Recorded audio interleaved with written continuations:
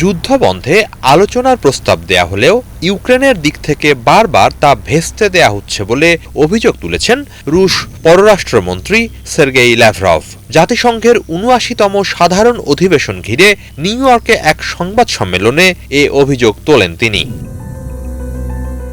Lavrov বলেন, আলোচনা ভেস্তে দিয়ে ইউক্রেনেরই ক্ষতি হচ্ছে। যতবার আলোচনা ব্যাহত হচ্ছে, ভূখণ্ড হারিয়ে ছোট হয়ে আসছে ইউক্রেন।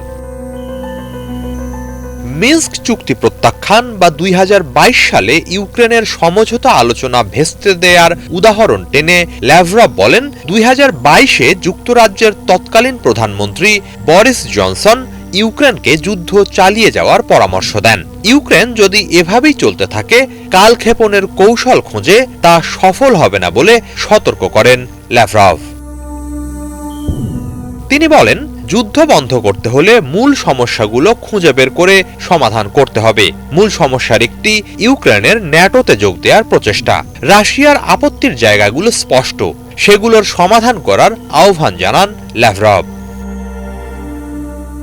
এদিকে এরই মাঝে লুহান্স্ক পিপলস রিপাবলিকের মাকিয়েভকা শহর নিজেদের নিয়ন্ত্রণে নেয়ার দাবি জানিয়েছে রাশিয়া। রবিবার এক বিবৃতিতে রুশ প্রতিরক্ষা মন্ত্রণালয় জানায়, ওয়েস্ট ব্যাটল গ্রুপের অব্যাহত হামলায় মাকিয়েভকা থেকে পিছু হটতে বাধ্য হয়েছে শত্রুবাহিনী। খার্কিভ ও দোনেস্কের বিভিন্ন এলাকাতেও রুশ বাহিনী এগিয়ে যাচ্ছে বলে জানিয়েছে তারা। অন্যদিকে রাশিয়ার কার্স্ক প্রদেশে অনুপ্রবেশ করা ইউক্রেনীয় বাহিনী রুশ সেনাদের জোরালো হামলার মুখে আছে বলে জানানো হয়েছে। যুদ্ধ বিমান ও কামান দিয়েও তাদের ওপর হামলা চালানো হচ্ছে।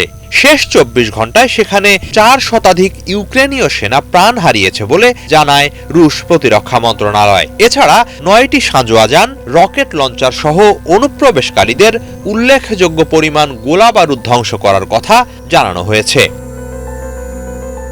হিজল জোবায়ের, বাংলা ভিশন।